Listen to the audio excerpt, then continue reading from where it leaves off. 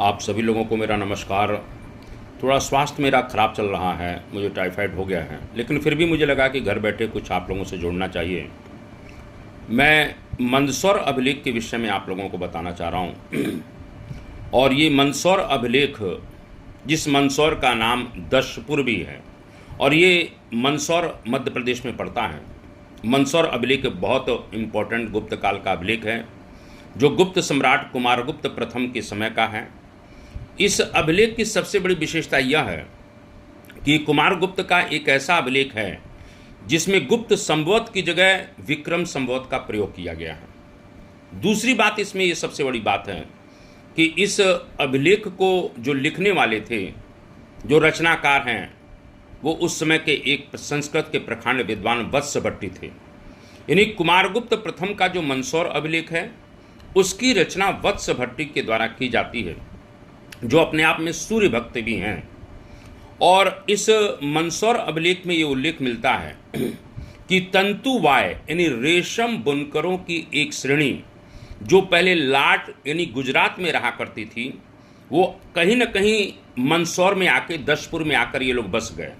ये रेशम बुनकरों की श्रेणी का मतलब व्यापारियों का समूह। ये रेशम बुनकरों के जो व्यापारिक समूह हैं, जो श्रेणियां हैं, इन्होंने वत्स भट्टी को फंड दिया, पैसा दिया कि आप एक सूर्य मंदिर का निर्माण करवाएं।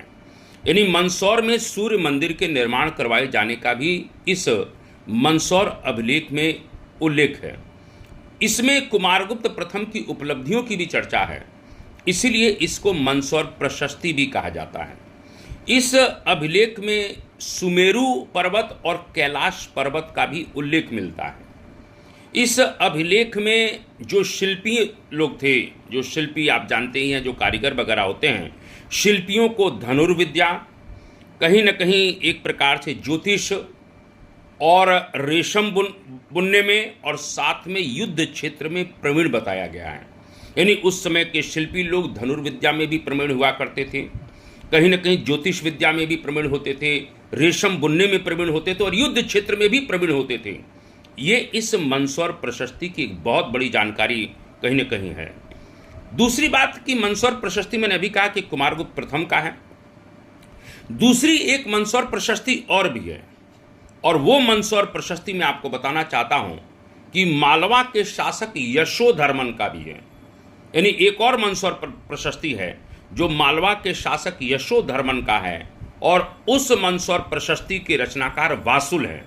यानी कुमारगुप्त प्रथम की मंदसौर प्रशस्ति के लेखक वत्स भट्टी हैं, तो मालवा में जो एक शासक हुए यशोधर्मन, बाद में होते हैं गुप्तोत्तर काल में, उन्होंने भी मंदसौर प्रशस्ति की रचना करवाई, और उसके लेखक कौन हैं? तो वासुल हैं। इस बात को ध्यान रखिएगा।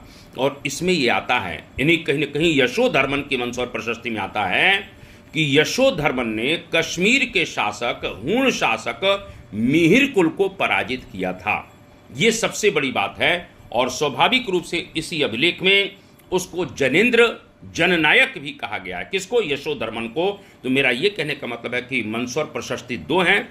एक मंदसौर प्रशस्ति कुमारगुप्त प्रथम की है, जिसकी रचना वत्स भट्टी करते हैं, और एक मंदसौर प्रशस्ति मालवा के शासक यशोधर्मन की है, जिसकी रचना कहीं न कहीं वासुल करते हैं। आप लोगों को क्लियर हो गया होगा। आप सभी लोगों को नमस्कार। जय हिंद, जय भारत, वंदे मातरम।